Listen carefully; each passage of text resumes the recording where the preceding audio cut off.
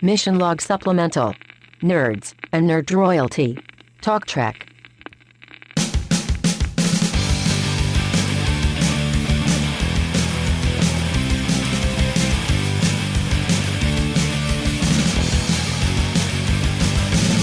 Welcome to another episode of Mission Log, a Roddenberry Star Trek podcast. I'm John Champion. And I'm Ken Ray. We call this a supplemental, but today's show is not just any old supplemental Mission Log. Sometimes we're visited by fans, other times by Trek celebrities, but today we are in the presence of royalty. Kayla LaFrance is the winner of the second season of King of the Nerds on TBS. She ascended the throne of games. I love that. And it's kind of a cool-looking throne, too. It is. Yeah, it's not bad. And she says that a lot of her nerddom comes straight from Star Trek. And today with Kayla, we welcome Curtis Armstrong. He is the host of King of the Nerds, though you may also know him from the Revenge of the Nerds movies. And, of course, Moonlighting, that fabulous TV show. The point is, they're both huge Star Trek fans, and we thought it would be fun to nerd out with them a little before we launch into the movies. Now, we'll pick up the conversation where Curtis is talking about his love of Sherlock Holmes and how that fandom parallels Star Trek fandom. And this is a thread that you'll find running all the way through today's chat. I enjoy them. I mean, I always go out and see the new movies. I only started watching Voyager really recently, fairly recently. And some of that had to do with Kayla, frankly, because, we were with her for 6 weeks or whatever it was on King of the Nerds. And you can't be with Kayla for 6 minutes without some Voyager reference coming up. And, when I told her very proudly that I was an original series Trek fan, she was very pleased, but in kind of a slightly patronizing way of saying, well, that's nice. That's nice that you do. It's like when you meet a Sherlock Holmes, somebody who claims to be a Sherlock Holmes fan, and then all he talks about are the Basil Rathbone movies or the Jeremy Brett series. And you go, well, no, that's good. That's good that you like those. Now you should try reading the books. And so, that was how that got started. And actually, well, to answer your question, what I think about these, I think that the reason that these two fandoms show no sign of wearing out and appear to have inexhaustible wells of creativity, I think it's because not only the characters are so compelling and so easy for some, it's deceptive because it's not an easy thing to create characters that so many people relate to, but it is astonishing even in the early season, in the early show. Those characters come to life instantly. Even though they were still evolving, they come to life instantly. And the same is true with the Sherlock Holmes stories, that there are characters that are compelling and involving and surprise you and so on. But even more important than the characters, in both Star Trek and the Sherlock Holmes stories, is there is a world invoked. There's a world or a universe. I mean, this sort of Victorian, late Victorian, Edwardian period that the Holmes stories take place in, most of them, is probably not really the Victorian period, but it's, for us, close enough. I mean, it's written in it, so obviously there's a lot of reality to the world as it's depicted. But what you don't see about the period is is also interesting. I mean, there are things about so it becomes, for Sherlockians, it becomes, the brandy and soda at Baker Street and the pipe after breakfast and jumping into the cab and rattling off down the cobblestone streets and the fog and the blah, blah, blah, all those things, which are very, memorable and nostalgic, which is a trick when you've not actually lived in the period to be nostalgic for it. But in a way, with Star Trek, it's the same thing. We are nostalgic, if it's possible, for a period that hasn't occurred yet, because Star Trek, from the very get-go, made that world so real for us that it was just, you basically didn't question it. And so, those are the two reasons: is the characters, which are so well drawn, and the worlds, which are perfect. So, Kayla, you sort of, if you think his interest in the original series was quaint, I don't know if that's fair to say. I mean, have you sort of come back to talk to me about your Trek fandom? I mean, starting with the original series, or do you start with Voyager and then everything else sort of centers around that? What would you say is your center as far as your Star Trek fandom goes? I started pretty young with Trek. If you ask my parents, they'll tell you I was probably about 2 years old when I first started watching it. I would always turn Barney off and turn on Star Trek. So that would have been about Jean-Luc Picard, and also a lot of Captain Kirk. I had all the original movies and stuff, and I remember being like 5 years old. Wrath of Khan scared the crap out of me, but I was too afraid to tell my parents, because if I told them, they wouldn't let me watch it anymore. So, I started with Kirk. I started with Picard. I was, a little kid just envious of Wesley being on his starship, and I remember when Deep Space Nine came out, and then when Voyager came out, I was 9, and to see a female captain, it really captured my imagination even more so. But for me, I was always into engineering. I was always into exploration and science. And so Star Trek always offered me this realm of possibility that was just so new and so different from what you see just living on a farm and living around where I grew up, that I was just always so fascinated with that there could be other species out there and that you could travel amongst the stars. And so that's what Star Trek really offered me. It was this foundation that I wanted to build into science and engineering, because I was so captivated by what I was seeing on Star Trek. And they're so true to a lot of the science when you see them at a Mintaka camp.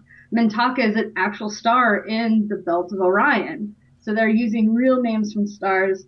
The Dyson sphere is a real scientific paper that was written years before it even showed up on Star Trek. And so it's really a good way.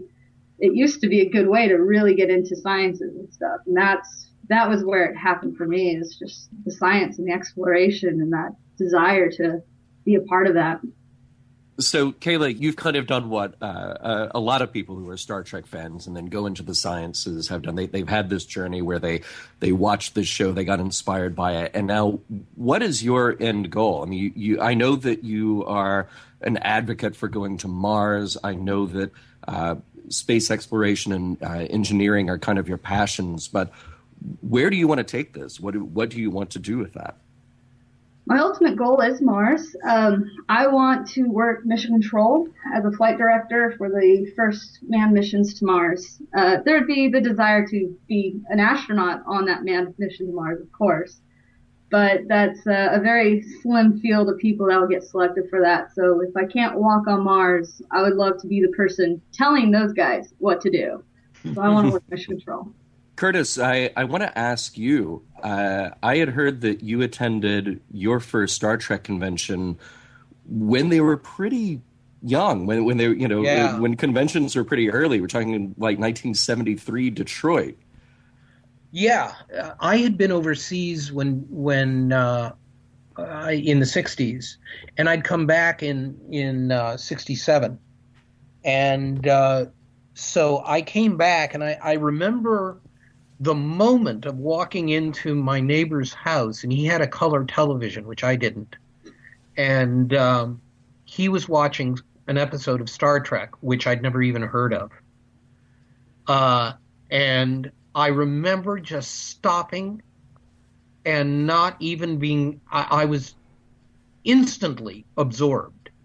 And I remember asking him, what is this? And he said, oh, it's Star Trek.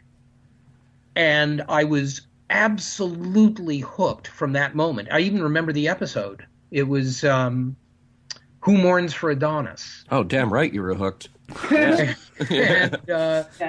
And it was just so interesting. But it's because my feeling about how I got involved with Star Trek is different from Kayla's, because hers is actually based in something. Mine was just based in, I loved science fiction, horror, classic horror and science fiction, and I had found a science fiction show that really gave me something to think about. It spoke to issues that were really important in the 60s at the time.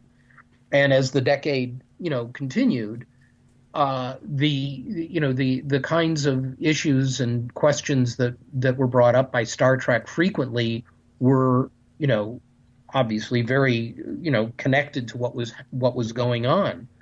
And in retrospect, even after the show ended, you look back on it, and it can be a sort of a primer of what was happening in America at the time in a lot of ways. And it's one of the things that I think keeps the original series fresh, even though, there are elements of it, obviously, which don't age that well. Nevertheless, there is that. So I had been, I had started with the series. Then I started buying all the books whenever I could find them, the James Blish books. Mm-hmm. And I had all of those. And I bought the book about the making of Star Trek, which was a really that was intriguing for me, because it was the first time I got a sort of behind the scenes look at what makes a television. You don't think about what makes a television show work, and that was the first introduction to it, and the first indication that I had about what science was in the mix, how they used science, real science, in the mix, and so on. And then time goes by, and in '73 I was attending the Academy of Dramatic Arts, which was in Michigan there, a very good 2-year school for stage actors. It was a classical training. And that was what I was doing, and I was doing it with the view of being a stage actor, not movies or TV. And I heard that there was something called a Star Trek convention. I think they said it was a Star Trek convention that was happening in Detroit. And I was so excited. And I was dating a girl at the time at college, and she and I were both Star Trek fans, although I don't remember it being on at the time. But we were both Star Trek fans, so we were dating, and it was fine, but the relationship hadn't actually gone where I was hoping it was going to go, meaning it had not been consummated yet. And I was thinking, well, I'm going to go to this Star Trek convention, and I try, she couldn't go; she had classes or some damn thing. And so I went down to it, and it was so interesting because, not having anything to compare it to, this Star Trek convention was in 3 rooms. And I don't mean, huge rooms like now. I mean 3 meeting rooms in this hotel, where you would very comfortably sit people for a presentation about something. But, lecture rooms almost. Mm-hmm. Mm-hmm. And one of them was a room which had this really loud, like 16 millimeter camera setup, projector setup. And all day they were showing episodes of Star Trek on this thing. And then there was a room which was, I guess, the hawker's room, but there was barely anything to hawk at the time. What they had mainly were pictures and posters, which you could buy, and then you could go into the next room, which is where the cast was. And the cast at the time was James Doohan, George Takei, and Walter Koenig. And they were there. But the thing that it was amazing enough that I was actually going to meet them. But what was more amazing was that you walk into a room and there was no one there. I mean, there was like 5 people, Wow. And there was no line. It was like people were, some people were talking to Takei and some people were talking to James and some were talking to Walter. When I walk in, I remember Walter was angry about something. I think it was, if I know anything about actors, it was the turnout, which was not much. And I remember seeing him with his arms crossed and talking, sort of frowning and talking to this guy under his breath, and then sort of stalking out of the room.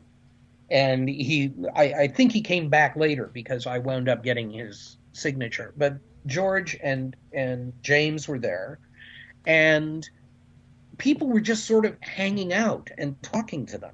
They would sit behind the table and you would sit sort of leaning against the table and you could talk about anything because there was no line. And so I got a poster with everyone on it, all of the stars of that original series. And then I had the 3 of them sign it, which I was then going to take back to Jenny, the girl that I was dating. And I hoped this would turn the, trick and I would finally...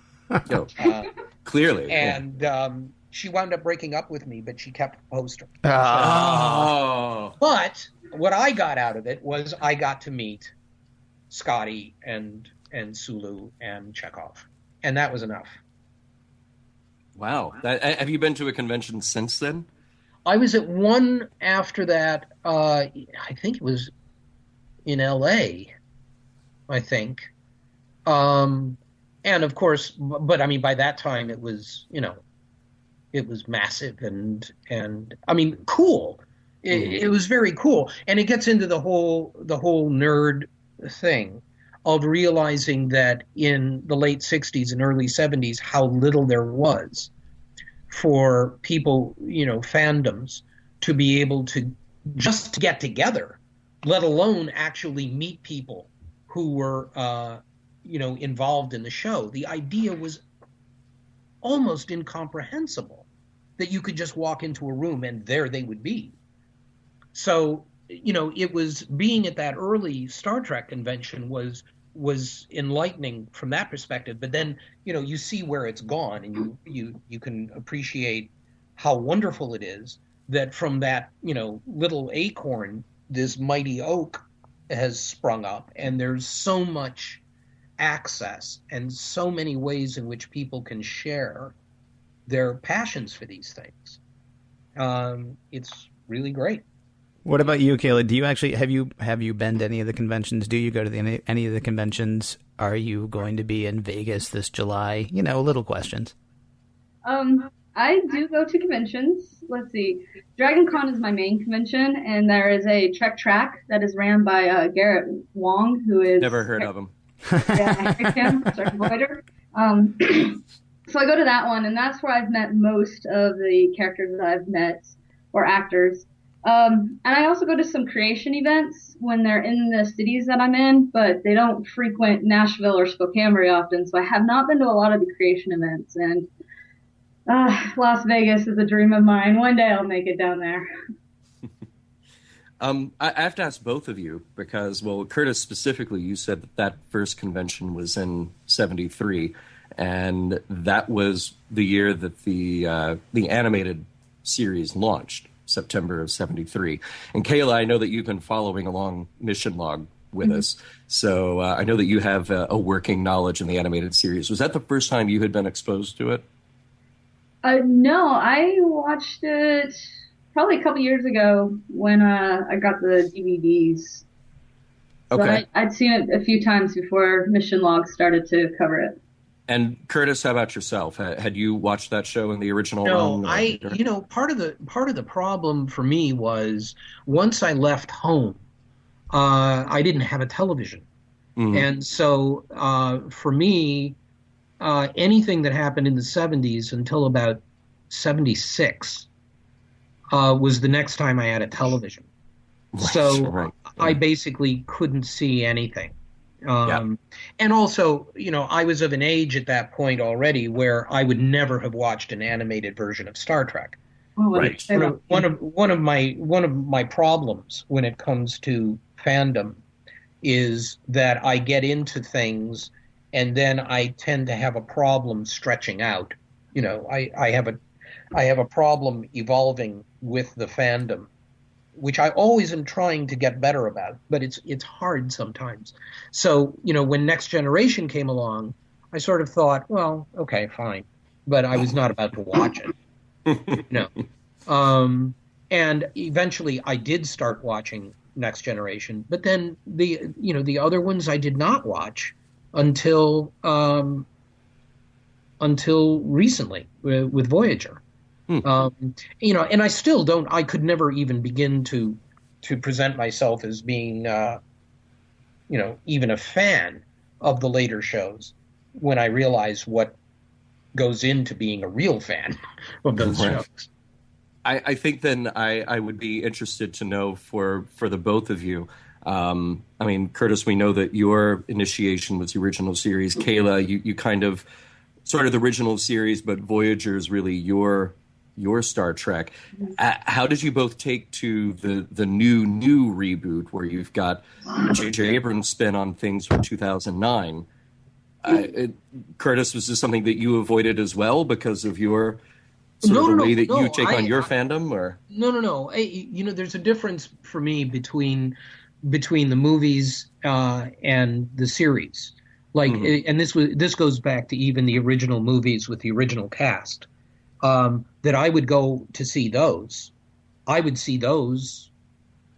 I guess in the case of the second one, Wrath of Khan, I might have seen that 2 or 3 times. I really loved that.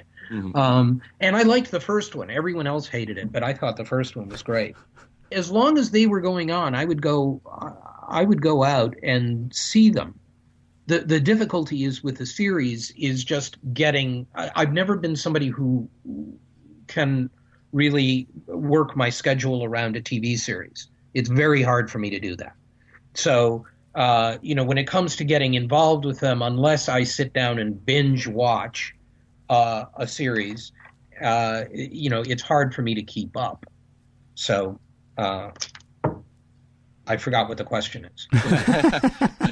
Well, I wanted to get your impressions, yours and Kayla's, about the new reboot. Yeah. The new reboot. Well, it's like anything else. I think that when you have this is the way I feel.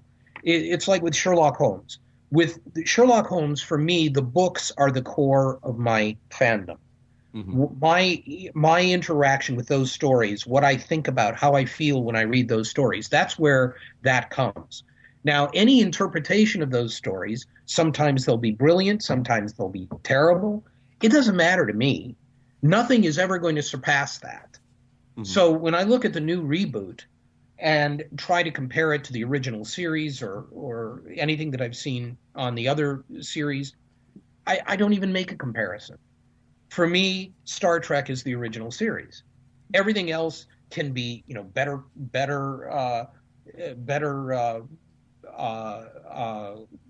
quality in the effects, better set design, better science, maybe all of the things that people in the later series can point at, which is fine, and I understand that, but that's not what attracts me to it. What my core will always be that, but I can still go out and enjoy that. The new reboot. I look at the guys that they have and the women that they have who they've cast in those roles, and it's fun. I go, oh, that's fun. Mm. I mean, it's not Star Trek. Star Trek's the original series. Right. It's like the Benedict Cumberbatch the BBC series of Sherlock Holmes is absolutely amazing. It's I love every second of it. It's one of my favorite things in the world. It's not really Sherlock Holmes because those are in books. Right, right. So that's where I am on that. How about yourself, Kayla? How do I be nice? I'm not a big fan of them. And from my point of view, it comes down to there's a lot of science and accuracy, and I'm like, red matter. What is red matter? And starships under the ocean. Oh my gosh. And that really kind of throws a wrench into it for me, because to me, Star Trek is the science. It doesn't matter which series it is, it's the technobabble. And Voyager's known for having a lot of technobabble. Mm-hmm. That's what I love. And all of a sudden now you just have a flashy, lens flare full action film. And I get that that's trying to pull in a new generation of Trek nerds. I get that it's kind of what Hollywood expects of a movie right now, but that's not my Star Trek. That's not what captivated me. It's not what inspired generations of engineers and nerds. So I've given it a chance. I watch them when they come out. I didn't leave the theater when the Spock con thing happened. But it's not my forte. And, yeah. Well, I mean, I guess, a lot Sherlockians have the same view of the Warner Brothers movies, the Robert Downey movies. They'll say, well, this is it's not Sherlock Holmes. They get very sniffy about it, and it's just, it's a way of, hopefully the best that they can say about something like that is, well, hopefully it'll draw more people in to read the original books, or to, blah, blah, blah. I don't think that ever happens, or very seldom happens. I don't think that the new reboot of Star Trek is probably going to be any more successful in bringing in people to the Star Trek fandom. They will have their own Star Trek fandom, but it's not going to make people say, I want to go back and look at that original series, because they may not last 5 minutes watching the original series. It's everybody has their own idea of what fandom, where their fandom, lies, and there will be new Star Trek nerds for whom the new Star Trek reboot is that, and that's just as there are fans coming into the Robert Downey movies or the Benedict Cumberbatch series or the CBS series and saying, I'm now a Sherlock Holmes fan.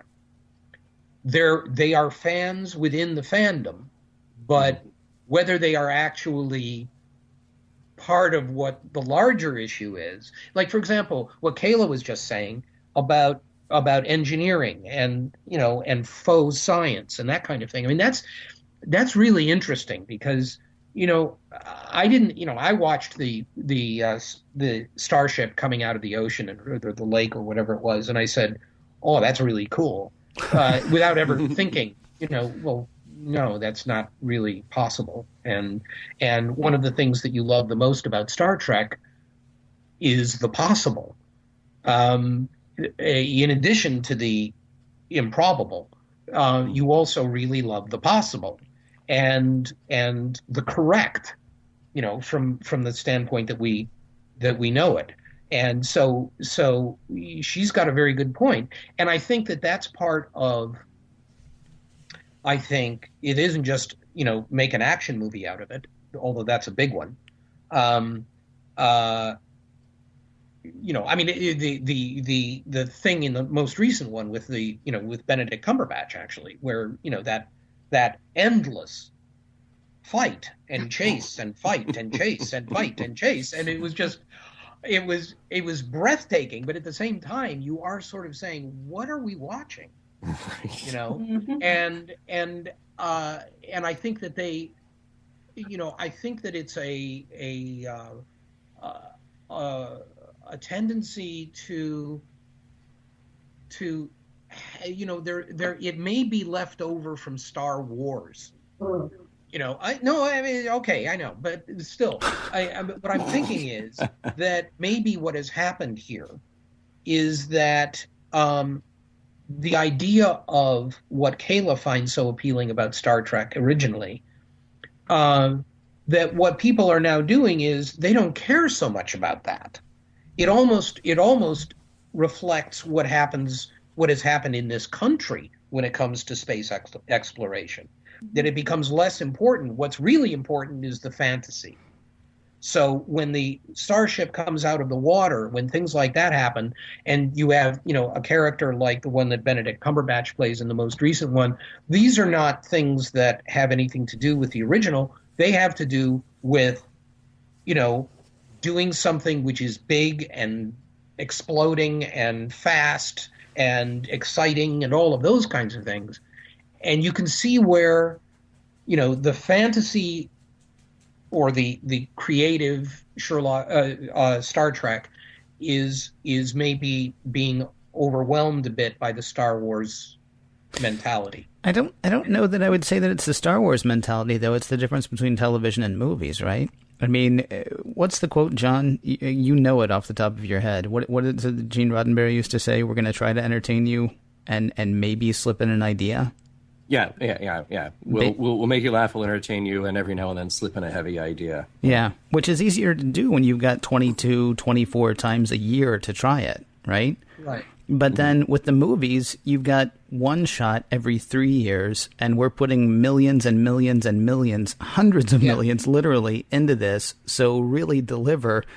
And oddly enough, an examination of man's place in the universe doesn't deliver quite as well at $10 a ticket as, spaceships crashing into each other. Well, but I mean, the spaceships crashing into each other was exactly what I was thinking about when I was referring to the Star Wars influence. But, but you're right. I mean, I think that that's true. I think that a lot of that, I think the whole idea of ideas in Star Trek films is something that is not really looked at anymore for the reasons that you state. I think that people don't want ideas. They don't want to have the kinds of things. I mean, some of the stuff in the original series of Star Trek, some of those big ideas that they were putting out were remarkably forward-thinking and progressive ideas for a show that, sold itself on being, wagon train in outer space, or whatever it was that that Gene Roddenberry had pitched it. I mean, you were looking on the one hand at basically a Western in outer space with all that implies, and at the same time, you're putting out these ideas which are remarkable, having to do with, racial equality and gender equality and, those kinds of things, which were heavy. But it was also a decade in which that was okay. You could do that. You couldn't do it all the time, but you could do that because everybody was going through those kinds of, you were exposed to it every day. Now you're exposed to entertainment every day. I think what you're talking about is, the difference between movies, the last 35 years of motion pictures versus a movie 50 or 60 years ago. The Day the Earth Stood Still is going to be different than everything that came after Star Wars. And certainly today in the era of Michael Bay and, these huge, epic special effects showpieces. Star Trek, That's a great example, actually. I was watching the remake of Day the Earth Stood Still just the other day. And I could not get through it. It was so ridiculous and so over the top. Yeah. And the first movie, the original movie, was about ideas. That was huge about ideas, big ideas, Yeah. And, in the 50s, a lot of that kind of science fiction in the 50s came out of that idea of the Cold War and the nuclear threat and all of those kinds of things. And they tended to be about that more than than some of the other social questions of the time, notably, racial questions. They didn't put a lot of that in those movies at the time because that was not acceptable. By the 60s, it had become acceptable enough that, you have the famous kiss on Star Trek, which, supposedly caused such an uproar at the time. So every generation has what it accepts in its entertainment and what it won't accept. But I think that the pervasiveness of entertainment, in quotes, has made people in general less inclined to consider big ideas and more interested in big explosions. I've got to do something that got me looked at as if I were crazy at last year's convention and take 30 seconds to defend Into Darkness. That whole movie, it seems to me, is built around the Kirk speech at the end. And Kirk's speech is shorthand, at least on Mission Log, and I assume in other parts of Star Trek, or other Star Trek fandom or other Star Trek analysis, or whatever you want to call it. I mean, the Kirk speech is the part where Kirk stands up and says, hey, we're being dumb and we need to not be dumb, otherwise we're all going to die. I mean, and that's basically what the Kirk speech boils down to every time. And it was a great action movie. I mean, yes, it had problems like the ship under the ocean and all that. But that whole movie was leading up to the writers of that movie saying, wow, are we being stupid? And we don't get to go to the 23rd century if we don't knock it off. And so, and there's my 30 seconds. And forgive me, I felt like I had to do that. Along those lines, I have a question for Kayla that's not Star Trek specific. It feels to me, as somebody who is not a scientist, like a weird time for science. I mean, on the one hand, you've got Cosmos again. You've got a show like King of the Nerds, where somebody who is actually steeped in science can go and win. You've got rock star scientists that are not quite as cool as the Jeff Goldblum character from Jurassic Park, but they're getting close. And at the same time, you have people running for office on every level in this country saying that, climate change is a myth. It's a hoax. It's a pretend thing. A lot of people say that they don't actually believe that, but they're doing that to gain votes. But here's the thing. They're gaining votes by doing it. I don't know if it's possible to say, what's the state of science today, but I'm going to ask you to anyway. as far as somebody who's in it, I mean, what does it look like to you at this point? I'm in an interesting position because I have all the education you can imagine, yet I've not been able to get hired, and it's been almost 2 years since I graduated. And so I'm getting to start to have a very jaded view of the government and how they're funding or not funding science, and how our country as a whole looks at science. Everything going on with the International Space Station, the war and the politics between America and Russia and the Crimea and all that going on. Like it's kind of a mess right now. And, in a way I feel like I'm in the wrong generation. The good exploration was the 60s, but had I been born in the 60s, I would have been a secretary because I'm a girl. And who knows, we're probably a good 30, 40 years before the economy is able to rebound and we are looking at science the way we should. And what it's going to take is another war of technology, basically. The space race was a world war of sorts, but it was one fought with ideas and technologies. It wasn't fought with weapons. And China's going to walk on the moon, and when they do, that's going to stir up the wasp's nest. That is what's going to get America to be like, that's not right. We don't want that. We don't like that. And that's what it's going to take to get us to wake up and to start looking at science the way we need to again. And so I'm just biding my time and hoping it happens sooner rather than later.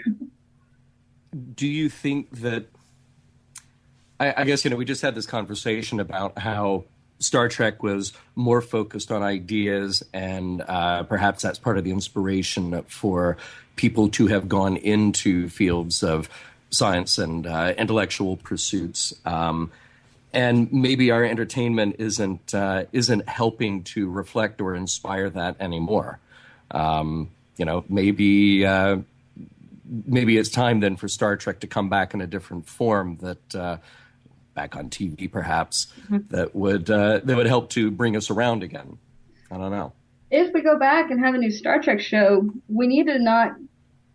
The thing with Enterprise not doing so well, and I think also with the J.J. Abrams, is that Star Trek is about progression, but the last two segments of Trek fandom have not been progressive. They keep going back to the original, to the start, to a prequel. If we want to show the progression and show the future, we need to do what Next Generation did to the original series. Go and jump 75 years in the future from Voyager, and then show what the new ideas are there. Show the new possibilities there, the new science, the new tech, the new ideas, and how a rebuilt Federation from the Dominion War would be able to thrive and rebuild and grow. And, it needs to be progressive again, and it hasn't been very progressive in the last couple of years. What do you call it? The next generation, or Star Trek, the generation after that? I mean, no. This won't work. Better go back to the start. How about 5 years before? There's enough creative people out there. I think they can figure out a name. I mean, oh, you have a lot of faith. All right. A lot of people talk about doing a time ship relativity one from the Voyager episode where you have relativity. Oh, there's a lot of options out there that they really could focus on, and there's options and there's choices and there's things they can do that would just really rock the world again and really show good science and good stories and good ideals, morals, and a whole lot, and Star Trek can thrive again. I know Michael Dorn is trying to get a Klingon version of Star Trek going right now, which would be pretty cool. But that might not be as progressive as just going forward and seeing what we can do next and inspiring again. I think that it's difficult when you think in terms of the technology, because, on the one hand, in the 60s, technology was so in its infancy that anything they did was amazing. Mm-hmm. And as the 70s and on showed, they, in the first place, the technology showing technology had advanced so much that after a while, the technology itself, by itself, doesn't in the first place, it dates very quickly. And in the second place, it's not what I think is making the idea of exploration so appealing and compelling. I think that has to do with your stories. And because the truth is, that's really, the stories are what Star Trek, I think, always was about. And, when it was working in short form, especially, when they started making the features, they would, sort of dip back into the short stories in a way, for their inspiration. But I think that when it comes to, really getting people worked up and excited about it, as important as the technology is and the effects are, its stories is where that's always going to have to come from. And, actors who are appealing and accessible. Unfortunately, you can't undo a lot of the dumbing down that we've been subjected to. On the other hand, I don't know, I don't know what you would do, how you would pitch such a thing, to a television network nowadays. I think it would seem to be, if you excuse the expression, a no-brainer, but it really, to do it properly, I think would be a real challenge, but one that I agree with Kayla, that there are people out there who are capable of delivering. It's just persuading the powers that be that there's an audience for that. There's an audience for ideas. I have to ask you both a couple of questions related to Star Trek and King of the Nerds. First of all, George Takei, who has been on both seasons, why is that man the ambassador of Star Trek now? What's the deal there? And second of all, I believe this last season, season 2, a contestant who had neither seen Star Trek nor Star Wars. What sad part of that person's life is missing? You know? Kayla, do you want to respond about Jack? And did anybody call DCFS? Because really, that's where that should start. Yes, Jack had really no experience in a lot of pop culture of the nerd kingdom. He knows a lot about Magic: The Gathering, which is a tabletop card game. Mm-hmm. Other than that, he's very scientific. He's extremely smart with mathematics and statistics. He does bioengineering and stuff. Like, in terms of science, like, he scared and intimidated me because he's very intelligent in that. And he just never really took the time to watch Star Trek or Star Wars. He didn't know Farscape or any of the sci-fi, any of the references. Anybody would just do a nerd-related pop culture reference, and he would like, what's that? And it would just kill the conversation. He started to branch out, and it's a lot easier to watch Star Wars. He's already watched all those movies since. But where do you start with Star Trek? If you watch like nonstop, I think it takes like 22 days to go through every single episode of all 5 series, and then the animated series and all the movies. It's a lot to handle, and it's a lot to swallow. So it takes a little bit more time to get into Star Trek, but he's trying. I've given him a list of episodes he needs to watch, some key episodes. Okay. Did you start with the original series, or how did you approach that list? I gave him just kind of the big monumental episodes from like all the different series, and It's like, well, whichever one that you like the best, we'll start with that series and go from there. Is kind of how I tackled it. So.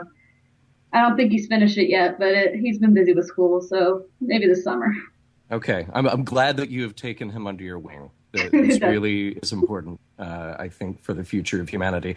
And then George Takei, you had him on both seasons of King of the Nerds. Yeah. Well, George is my favorite thing about George with King of the Nerds was he was on the top of our list in the first season. We really wanted to get George. Mm-hmm. And part of the reason is because he is an activist. He is very, very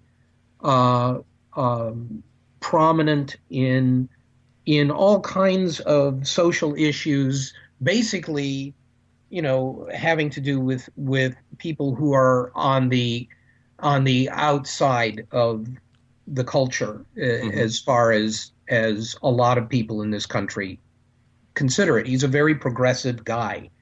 And there is a connection with nerds and that. I mean, the idea of nerds being put down and suppressed. And I mean, you can make a lot of connections, which are sort of outside your question.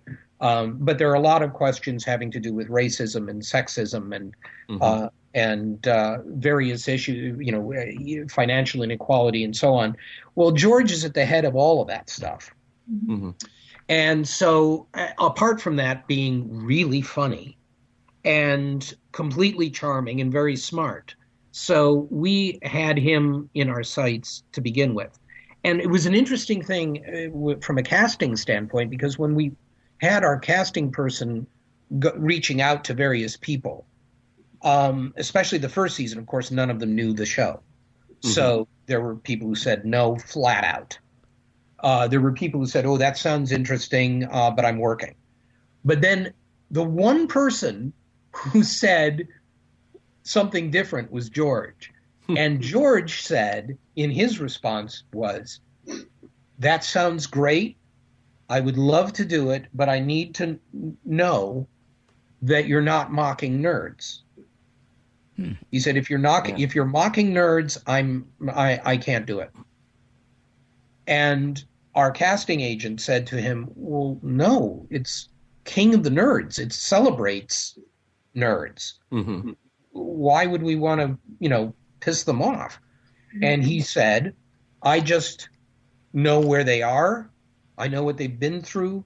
He said, I owe my career to nerds, and I can't be part of anything that mocks them. So they got him on the phone with our executive producers, and they talked to him and assured him that that was the case. And then when he came in, he was one of the judges for the cosplay episode that year, and he saw the light. And so when we called for the second year, obviously he was a favorite and we really liked him. We called him for the second year to come in, this time to actually be part of a challenge, because he came in as in the nerd off called Saving George Takei. And he came in instantly. And because he knew at that point that we were on the up and up and we were pro-nerd as opposed to being anti-nerd. And by God, if we get a third season, we're going to ask him again. I don't know what it's going to be. We're going to get him in there. But as long as we run, George Takei will have a part on our show if he wants it. And I guess you didn't tell him the part where you kill the nerd at the end, right? No, we didn't tell him. We no. Well, one has to ask. I mean, here we are 30 years after a movie called Revenge of the Nerds. Yeah. And now we've got a TV show, second season, hopefully a third season, King of the Nerds. Right. And, a testament to the idea that in 1973, Curtis, you were at a Star Trek convention where there were 5 people in a room. And now you go to Vegas and there's 5,000 people there. Right. Has the tide really turned that much? Have the nerds inherited the Earth? Yes. Yeah, okay, well, that's pretty straightforward. I mean, do you even need a movie like Revenge of the Nerds anymore for this generation who have grown up on this stuff and it seemingly have an outlet for whatever it is that they want to pursue? I guess I would say that there's always room for that, because I don't believe, I guess unlike Kayla, certainly from a social standpoint, from a political standpoint, I don't believe that the nerds have necessarily inherited the Earth, and I'm not as optimistic about it as some people are. We've inherited the Earth from I shouldn't say we. They have inherited the Earth, from the standpoint of being at the forefront of technology and advancements in technology and so on, which, as our society has changed, has become more and more and more important than anything in some cases. That, our real issue as a people is, whether we have the right eye touch or, whatever. Well, the people who created all of those things were nerds, and now they're extremely rich nerds. But I'm not sure that the advancements in technology have done anything for the other part of what a show like Star Trek or a movie like Revenge of the Nerds offered, which has to do with, looking at the world around us and the possibilities in the future and asking difficult questions and raising points that sometimes people, would rather not hear about. Our country is so polarized politically that basically nothing can get done. And it's one of the reasons, I think, why the idea of putting together a big budget movie with ideas, in quotes, is so threatening. Because if you proposed some of the ideas that the original Star Trek or even Next Generation Star Trek or the later ones proposed, half of your audience might walk out. Because they would be considered, Marxist or, whatever. I mean, this is the problem, and why I think that I'm not sure that the nerds have inherited the Earth. What we have with, I have been talking about Revenge of the Nerds a lot the last few weeks because of the DVD coming out, and it's been 30 years. And one of the things that people forget is that, and it's easy to forget, that amidst the nose picking and the belching and the breasts and the panty raids and everything else that Revenge of the Nerds is memorable for, we also were putting out ideas as well. It was also about racism and anti-Semitism, and it was intended to be. That was one of the things that, I mean, when they have the burning nerd sign on the lawn in Revenge of the Nerds, or someone's throwing rocks through the windows saying "Nerds go home," or, these kinds of things, they're literally taken out of their dorm rooms, thrown through the windows, and sent to live in a gym. I mean, these were ideas that the writers and the director of Revenge of the Nerds were using metaphors very deliberately in that movie. Mm-hmm. If you were to redo Revenge of the Nerds now, you'd be so busy trying to outgross every other movie. And I mean, when I mean outgross, I don't necessarily mean make more money. I mean be grosser than the original movie was. Be more explicit, be more outrageous. That's all of the things that would go into making a Revenge of the Nerds movie now. Whereas those ideas would be dismissed because they would be thinking, nobody wants to go into a movie theater and spend $10 or $12 or $24 to have a progressive lecture.